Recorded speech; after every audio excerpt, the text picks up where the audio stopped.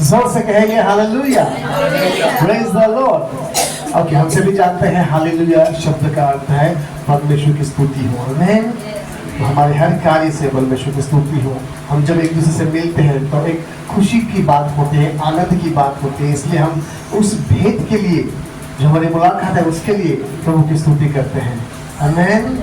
आइए आज का वचन हम देखेंगे और पवित्र शास्त्र में से निकालेंगे हम लोग यूहन्ना रचित सुसमाचार, बुक ऑफ जॉन, उसका अध्याय 1 और वचन 1। John chapter 1 verse 1। नए जिसके पास है वो पेज नंबर 130, न्यू टेस्टामेंट में पेज नंबर 130 में आपको मिलेगा। ओके, मैं पढ़ रहा हूँ सभी के लिए, ध्यान से सुनिए। John chapter 1 verse 1। आदि में वचन था और वचन परमेश्वर के साथ था और वचन परमेश्वर था। हालेलुया। तो यूहन्ना जो प्रभु का चेला है, यीशु मसीह का चेला है, उस यूहन्ना ने पवित्र आत्मा की अगुवाई से इन वचनों को लिखा। ओके, और इन वचनों को लिखने का कारण क्या था कि यीशु मसीह के बाद जितने भी लोग इस धरती पे जन्म लेंगे, भले वो किसी भी देश में रहते हो, किसी भी धर्म से जुड़े हुए हो, कोई भी भाषा बोलते हो, कोई भी तबके के क्यों ना हो, उन सभी के पास उद्धार का वचन पहुंचे। हालेलुया। तो हर एक जो किताब लिखी गई है पवित्र शास्त्र में, वो परमेश्वर के पवित्र आत्मा की अगुवाई में लिखी गई है। एक व्यक्ति का नहीं, 40 अलग अलग लेखकों ने इसको लिखा है। ओके, 3 अलग अलग भाषाओं में इसे लिखा है। और ये जो 40 लोग हैं वो अलग अलग काम करने वाले हैं। कोई मछुआरा था, कोई डॉक्टर था, कोई वकील था, कोई भविष्यवक्ता था, कोई राजा था। अलग अलग प्रकार के कामों को करने वाले लोगों को परमेश्वर ने इस्तेमाल किया और करीब 1500 साल लगे इसको, इस किताब को लिखने के लिए। फिर स्क्रोल मिले नदी के किनारे जिस पर चमड़े के पत्रों पे सब लिखे हुए थे और प्रभु के दासों ने उसे जमा किया, एकत्रित किया और उसे एक किताब में हम तक पहुंचाया। ओके, तो इसे कहते हैं बाइबल। बोलिए बाइबल। बाइबल जो शब्द है वो आया है बिब्लिका, इस शब्द से। इस शब्द का अर्थ होता है संग्रह, यानी कि ये किताबों का संग्रह है। एक किताब नहीं है, अलग अलग 66 बुक्स कलेक्शन इसके अंदर है। और इतने आश्चर्य की बात है कि पहली किताब उत्पत्ति से लेकर तो लास्ट बुक रेवलेशन तक जो भी बातें लिखी गई है वो इस क्रम के अनुसार लिखी गई है कि मानो वो एक ही किताब है, इस तरीके से महसूस होता है। हालेलुया। कोई भी एरर इसमें नहीं है, न संख्या का, न समय का, न काल का, न व्यक्ति का। और ऐसी बहुत सारी बातें पवित्र शास्त्र में लिखी हुई है जिसको हम चाहे हिस्टोरिकली तो आज भी उसके प्रूफ हमको मिलते हैं, है ना। अभी बाइबल में एक किताब है मत्ती, उसमें एक व्यक्ति का जिक्र है जिसका नाम है जक्कई। बोलिए जक्कई। ये हिब्रू नाम है इसलिए हमको थोड़ा सा लेने में प्रोनाउंसिएशन में अलग होता है, बट जक्कई नाम है। लिखा है कि वो नाटा था, हाइट में कम था, वो धनी व्यक्ति था, वो टैक्स कलेक्टर था और यीशु मसीह को देखना चाहता था, लेकिन वो नाटा था, छोटा था, इसलिए वो लोगों की भीड़ की वजह से यीशु मसीह को देख नहीं पाया। तो लिखा है कि वो एक गूलर के पेड़ के ऊपर चढ़ गया। गूलर का पेड़, गूलर का पेड़ एक फल होता है जिसके अंदर फूलों के निकालोगे तो उसके अंदर कीड़े भी होते हैं अलग अलग, गूलर बोलते हैं उसको। मराठी मध्ये उंबराचं झाड बोलतात। ओके, सिंगम मराठी में। तो वो पेड़ के ऊपर चढ़ गया और आज भी उस घटना को 2023 साल हो गए हैं, आज भी वो पेड़ इज़राइल के उसी जगह पर है जहाँ पर यीशु मसीह गए थे जिक्र। हालेलुया। अगर आप चाहे तो हम कभी जाकर देख सकते हैं, ये वही पेड़ है जिसपे जक्कई चढ़ा था। हालेलुया। यरदन नदी के बारे में जिसमें यीशु मसीह ने बपतिस्मा लिया था, वो यरदन नदी आज भी बह रही है। लेकिन जो भी हिस्टोरिकल एविडेंस हमको चाहिए पवित्र शास्त्र में लिखे हुए, वहां पर जो गाँव के नाम बैथलेहम आज भी है, सामरिया आज भी है, जो पहाड़ों के नाम लिखे हैं आज भी है। तो हम हर तरीके से इस बात को मान सकते हैं, स्वीकार सकते हैं कि जो बातें लिखी गई है वो सत्य है। हालेलुया। और सबसे बड़ी गवाही ये है कि आज भी लोगों का जीवन बदलता है। इन वचनों को सुनने के द्वारा हृदय परिवर्तन होता है, मनुष्य अंधकार से प्रकाश में आता है। हालेलुया।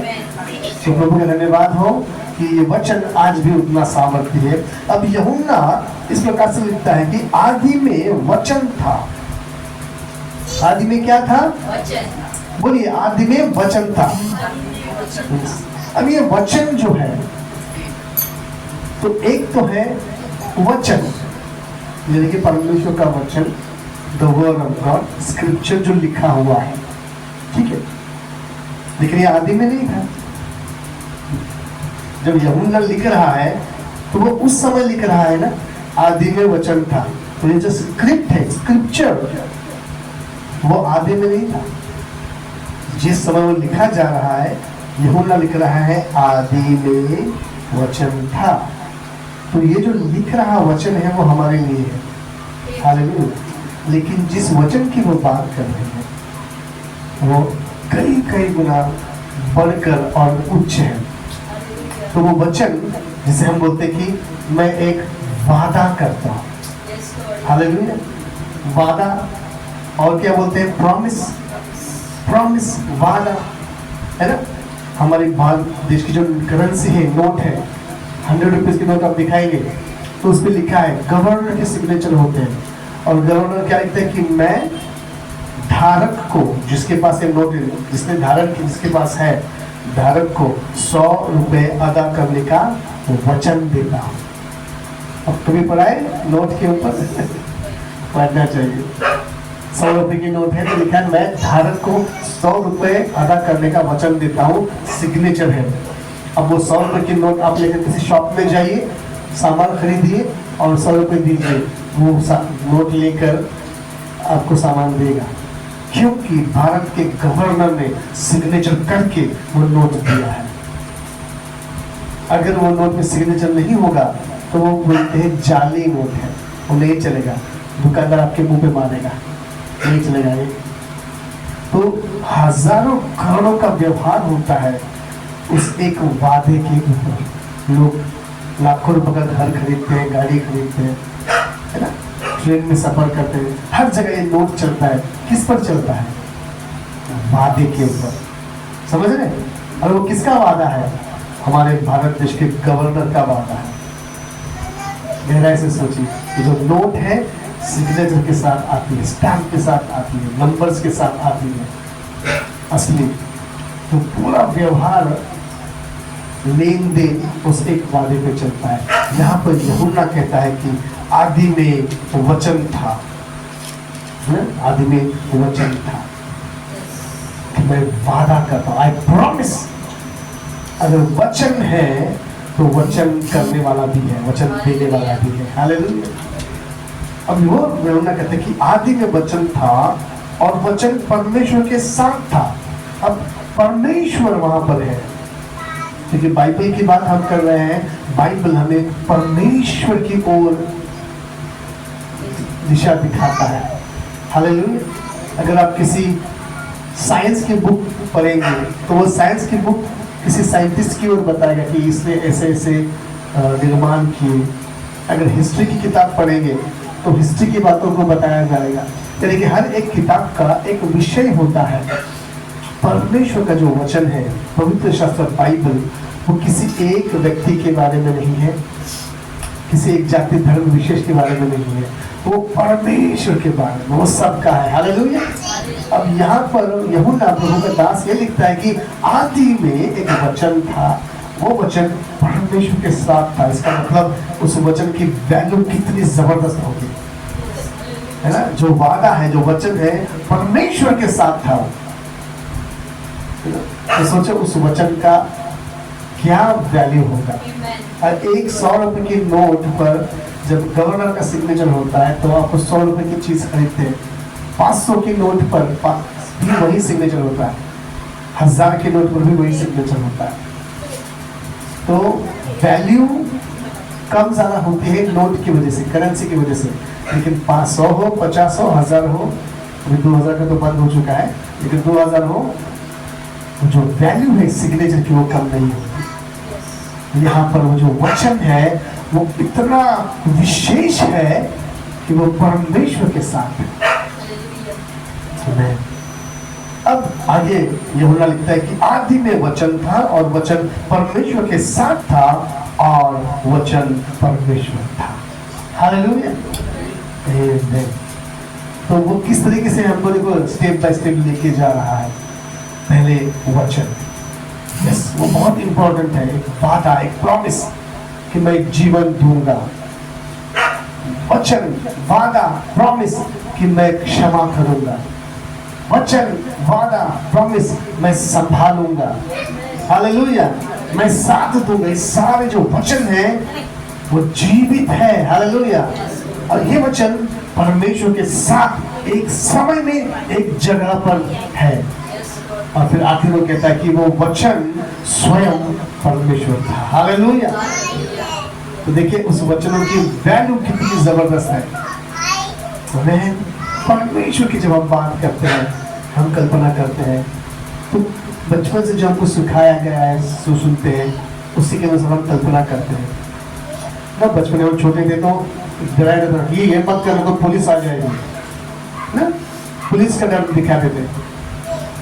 तो अगर पुलिस ये शब्द अगर बोलेंगे तो आपके मन में कल्पना करेंगे तो क्या आएगा? एक हट्टा कट्टा और जवान, बड़ी बड़ी मूछें हैं, कैप पहने है, वर्दी पहने है, रिवॉल्वर उसके हाथ में, शूज पहने हुए है और वो डांट रहा है ना? ऐसा ही नजर आता है ना, क्योंकि हमने वैसे ही कल्पना की है, वैसे ही सुना है। अगर हम डॉक्टर बोलेंगे, आपके सामने बोलेंगे डॉक्टर, तो कल्पना कीजिए अब क्या है डॉक्टर, कौन है डॉक्टर?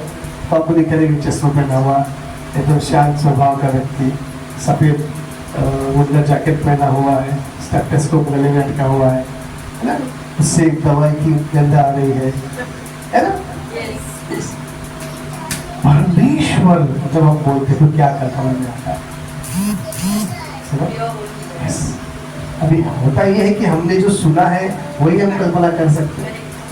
तो अलग अलग लोगों ने अलग अलग सुना है, लेकिन हम लोगों ने ध्यान से सुनिए, जो अपने बुजुर्गों से, अपने दोस्तों से, अपने पड़ोसियों से सुना है, वो परमेश्वर के बारे में नहीं सुना है, वो ईश्वर के बारे में सुना है। ईश्वर ऐसा है, ईश्वर वैसा है। ओके, ध्यान देना, ईश्वर। लेकिन यहाँ पर ईश्वर के नहीं, परम ईश्वर की बात हो रही है, जो आदि में था, वो वचन परमेश्वर के साथ था और वचन स्वयं परमेश्वर था। आमीन। तो अब देखते हैं उसी यूहन्ना का पहला अध्याय के 14 वचन, 14, जॉन 1:14, उसी अध्याय में 14 में पढ़ा आपने। और वचन देहधारी हुआ और अनुग्रह और सच्चाई से परिपूर्ण होकर हमारे बीच में डेरा किया, और हमने उसकी ऐसी महिमा देखी जैसे पिता की एकलौते की महिमा। अब जिस वचन के बारे में यूहन्ना लिखता है कि जो आदि में था, जो परमेश्वर के साथ था और जो स्वयं परमेश्वर था, वही वचन अब देहधारी हुआ। हालेलुया, उस वचन ने देह धारण कर लिया और लिखा वचन देहधारी हुआ और अनुग्रह और सच्चाई से परिपूर्ण होकर हमारे बीच में निवास किया। और हालेलुया, वो सर्व सामर्थी शब्द, सर्व सामर्थी वचन जिसने कहा आकाश हो और आकाश हो गया। उत्पत्ति की किताब में पढ़ते उसने कहा सूर्य हो गया, चंद्र हो गया, आसमान हो जाए, हो गया, समुद्र हो जाए, हो गया। लिखा है कि उसने हर प्रकार के उड़ने वाले पक्षियों को बनाया, बोला पक्षी हो जाए, हो गए। सारे रेंगने वाले जंतुओं को बनाया, सारे वनों में बसने वाले मनुष्यों को बनाया, सारे जीव जंतु जो डोमेस्टिक जानवर हम बोलते ना, कुत्ता बिल्ली जो डोमेस्टिक, उनको बनाया।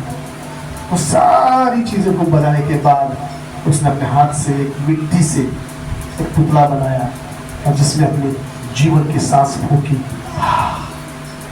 और लिखा है कि वो देहधारी बन गया और जीवित हो गया। तो उसके सांस से हमारी सांस चलती है। हालेलुया। अगर किसी का नाक और मुंह 2 मिनट के लिए बंद कर दिया जाए, उसकी सांसें रुक जाएगी, धड़कन रुक जाएगी, इंसान मर जाएगा, उसका प्राण निकल जाएगा, उसका आत्मा छूट जाएगा, वो शरीर मृत हो जाएगा। 2-3 मिनट अगर सांस बंद कर देगा तो हमारी सांसें चलती है, वो जो हवा है वो परमेश्वर ने बनाई, तो उसकी सांस से पूरी मानव जाति और सारी सृष्टि की जीवन चलता है उसकी सांस के द्वारा। हालेलुया। तो वो वचन देहधारी हुआ, और जब वो देहधारी हुआ तो वो बड़े घमंड और सामर्थ और बहुत ही महिमा से भरा या एकदम इम्प्रेसिव तरीके से नहीं रहा।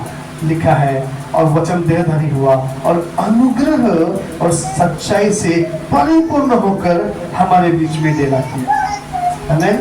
इतना महान सामर्थ्य परमेश्वर जिसने सब कुछ अपने शब्द से बनाया, जब वो धरती पर आया तो वो अपनी महिमा को छोड़कर आया, मनुष्य रूप में जब आया तो वो एक इम्प्रेसिव तरीके से उसका एंट्री नहीं हुआ। जैसे हम किसी फिल्म में देखते हैं ना, कितनी लोग एंट्री होती है, चॉपर आता है, टक टक टक टक पूरा म्यूजिक, ओके, लोग फिर देख रहे हैं, अरे वाह, फिर उसका जूता दिखाई देता है, फिर वो कपड़ा महिमा से भर के वो आता है, सबको इम्प्रेस करता है, क्या बात है। यीशु मसीह चाहे तो वैसे आ सकता था, लेकिन वो महिमा से नहीं, वो अनुग्रह और सच्चाई से परिपूर्ण होकर लिखा है हमारे साथ, हमारे बीच में डेरा किया। यीशु मसीह है जो परमेश्वर है लेकिन मनुष्य के रूप में आया। हालेलुया। अगर हम देखेंगे, हम मनुष्य भी कुछ डिटेक्टिव्स होते हैं या कुछ कलाकार होते हैं जो इस तरीके से अपना रूप परिवर्तित कर लेते हैं कि उनको पहचानना मुश्किल हो जाता है। यस, रूप बदल देते हैं। कुछ CID वाले होते हैं, किसी चीज की खोज करने के लिए जाते हैं, तो मनुष्य वही है लेकिन वो इस प्रकार से रंग रूप बदल लेते हैं, कपड़े बदल लेते हैं, चलने उठने का ढंग बदल लेते हैं, बोलने का ढंग बदल लेते हैं, आवाज तक बदल लेते हैं। उनको अच्छे से पहचानने वाले भी धोखा खा जाते हैं, वो समझते नहीं, रूप बदल लेते हैं। यहाँ पर परमेश्वर उन्हें अपना रूप बदल दिया, वो महिमा से भरा, जिसने सूर्य को बनाया, इतना तेजोमय है, लेकिन वो मनुष्य बन गया, महिमा से भर के नहीं आया, वो अनुग्रह और सच्चाई से भर के आया और लिखा हमारे मध्य में निवास किया। तो यीशु मसीह का जीवन एक अद्भुत जीवन है। मनुष्य का जीवन कैसा होना चाहिए वो दिखाने के लिए उसने कई सारी बातों को हमारे मध्य में रखा। यहाँ पर यूहन्ना लिखता है कि वचन देहधारी हुआ और अनुग्रह और सच्चाई से परिपूर्ण होकर उसने हमारे बीच में डेरा किया, और हमने उसकी ऐसी महिमा देखी जिसे पिता के एकलौते की महिमा हो। अब इन लोगों ने उस यीशु मसीह की महिमा को देखा, उसके चलने बैठने उठने कपड़े से नहीं, उसके कार्य से। हालेलुया। और वो ऐसी महिमा थी जिसे पिता के एकलौते की हो, जिसे एकलौता पुत्र होता है उसकी जैसे उसकी महिमा थी, लेकिन वो अनुग्रह और सच्चाई से परिपूर्ण होकर नम्रता से उन मनुष्य के बीच में रहा। हालेलुया। वचन लिखा है कि उसमें कोई पाप नहीं था, उसने कभी झूठ नहीं बोला, कभी किसी स्त्री को गंदे नजर से नहीं देखा, कभी चोरी नहीं की, कभी किसी पर हाथ नहीं उठाया। लेकिन अगर सामर्थ्य की बात करें तो समुद्र में उठने वाले तूफानों को उसने शांत किया। हालेलुया। अगर सामर्थ्य की बात करें तो थम जा बोला तो तूफान रुक गए। हालेलुया। दुष्ट आत्मा से भरे लोग जब उसके सामने आते थे तो वो तड़पते थे, वो दुष्ट आत्मा तड़पता था, वो खुद आकर प्रणाम करके कहते कि हे यीशु परमेश्वर के पुत्र, हमें मत सता, क्योंकि उसकी उपस्थिति में उनको तकलीफ होती थी। और यीशु ने कहा इसको छोड़ के चला जा, और दुष्ट आत्मा भाग जाती थी। हालेलुया। लेकिन ये व्यक्ति प्रभु नम्रता से बात करता है, प्रेम से रहता है, अपना खुद मेहनत करके खाता है। हालेलुया।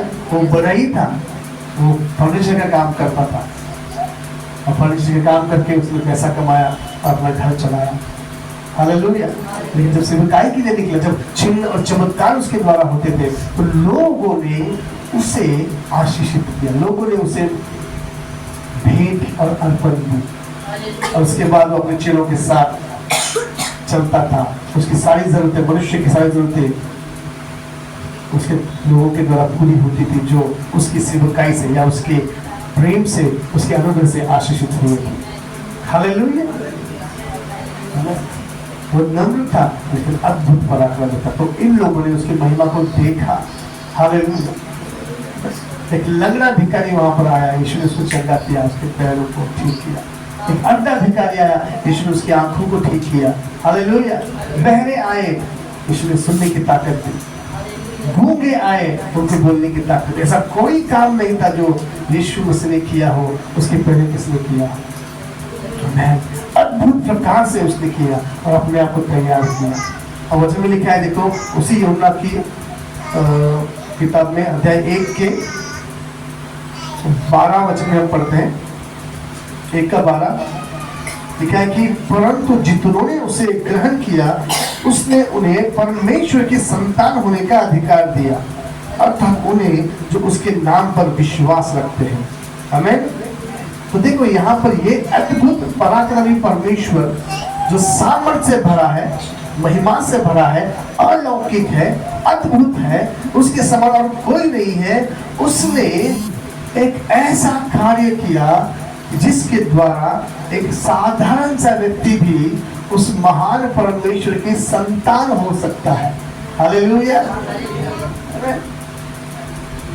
मतलब देखिए, कोई व्यक्ति बहुत ही पढ़ा लिखा हो, बहुत ही होशियार हो, हर एग्जाम में उसने अच्छे से मार्क्स लाए हो, फिर बाद में वो ट्यूशन देता है, ट्यूशन देता है, बच्चों को पढ़ाता है और उन बच्चों को इस तरह से पढ़ाता है, इस योग्य बनाता है कि जैसा उसके मार्क्स आए थे वैसे इन सारे बच्चों को भी मार्क्स आए। समझ में आया ना?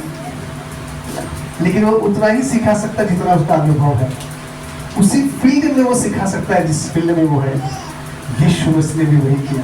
वो परमेश्वर की संतान है, उसने परमेश्वर की संतान बनने के लिए लोगों को हालेलुया सिखाया।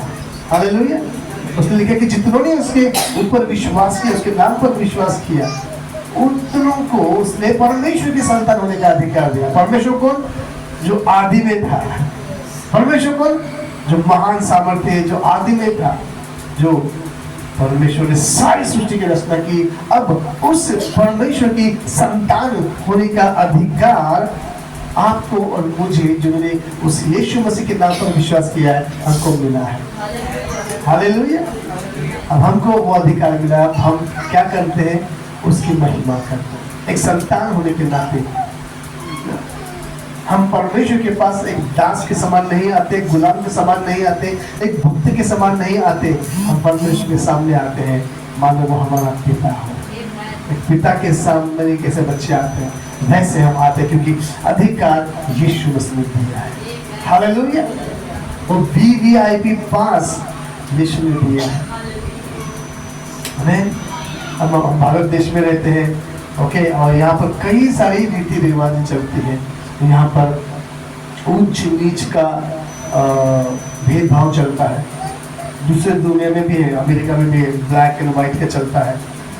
ओके, तो ये मनुष्य ने बनाया है। जो ताकतवर है वो कमजोर को अपने अधीन में रखना चाहता है, जो बुद्धिमान है वो मूर्ख को अपने अधीन में रखना चाहता है, जो अमीर है वो गरीब को अपनी मुट्ठी में रखना चाहता है, जो बड़ा है वो छोटे को अपनी मुट्ठी में रखता है। इवन 5वीं क्लास के बच्चे 4th क्लास के बच्चों को रैगिंग करते हैं। हम सीनियर है, अरे 5वीं क्लास में भाई, 4th क्लास के बच्चे कॉलेज में जो सीनियर होते हैं वो जूनियर को सताते हैं, हम सीनियर है। ऑफिस में जो बॉस है वो अपने जूनियर को सताते हैं, है ना? कई जगह जो सास है अपनी बहू को सताती है। तो ये फितरत है, जो जिसके पास है, जो अमीर है वो गरीब को, जो बलवान है वो कमजोर को, जो बुद्धिमान है मूर्ख को शोषण करता है, कब्जे में लेना चाहता है। वो चाहता है कि उसके हिसाब से वो चले। लेकिन यीशु मसीह ने जब आया, उसने हमें परमेश्वर की संतान होने का अधिकार दिया। हालेलुया। अब हम जब प्रभु में है, अब हम वचन लिखा है कि एक दूसरे के अधीन में रहो। और ये जो अधीनता है, ध्यान से सुनिए, वो जोर जबरदस्ती से नहीं, लेकिन आदर से है। हालेलुया। हम अपने बड़ों का आदर करते हैं, इसलिए वो आते तो उनके सामने उठकर खड़े होते हैं, उनको पहले ग्रीट करते हैं। जब हमारे पास्टर से, लीडर से, उनके सामने हम आदर करते, इसमें भय नहीं है, उसमें डर नहीं है, ये आदर है। हालेलुया। यीशु मसीह ने वो अधिकार हमें दिया कि हम अब उस परमेश्वर को जो सारी सृष्टि का रचने वाला है पिता कहकर बुला सकते हैं। तो आज हम उसके सामने जब आते हैं तो हमारी आइडेंटिटी चेंज हो जाती है। हम परमेश्वर को एक पिता के समान पुकारने के लिए तैयार हैं। यीशु मसीह अधिकार हमको दे। अब इस अधिकार को हम चलाए, उसको एक्टिवेट करने के लिए एक बहुत बड़ा काम यीशु ने किया, और वो ये काम ये था कि उसने अपनी कुर्बानी दी। हालेलुया। आमीन। वो कुर्बानी कोई नहीं दे सकता था, क्योंकि कोई भी पवित्र नहीं था, कोई भी पवित्र नहीं था। यीशु मसीह पवित्र बनकर, पवित्र रहकर उसने अपना प्राण दे दिया, और उस अधिकार को एक्टिवेट किया हमारे जीवन में। उसके लहू के द्वारा हम धर्मी ठहराए गए। हालेलुया। अब हम अधर्मी नहीं है, हम पापी नहीं है, हम धर्मी है, क्योंकि यीशु मसीह ने लहू बहाया। उस पर विश्वास मात्र करने से हमें हमारा उद्धार होता है। अब आगे का कार्य ये है कि हमको उसके वचन पर चलना है, रोज प्रार्थना करना, वचन पढ़ना, प्रभु के करीब रहना, स्तुति आराधना करना, एक कलीसिया में आना और अपना जीवन बदलते हुए देखना। हमारा भाषा बदल जाता है, सोच विचार बदल जाता है, उठना बैठना बदल जाता है, गाली गलौज हमारे मुंह से बंद हो जाती है, गंदे विचार आना बंद हो जाते हैं, अगर कोई बुरी लत है वो बंद हो जाती है। हालेलुया। मनुष्य एक सही तरीके से, सही ढंग से जीना शुरू करता है। हमने देखा है कई सारे चोर उचक्के, कई सारे उठाएगी, कई सारे रेपिस्ट लोग, कई सारे बदमाश, आतंकवादी जैसे लोगों को भी हमने देखा है, आज वो मसीह में है और उनका जीवन परिवर्तित हो गया है। हालेलुया। वो शराब पी के मारपीट करने वाले लोग जब यीशु मसीह को विश्वास करते हैं, उनका जीवन बदल जाता है।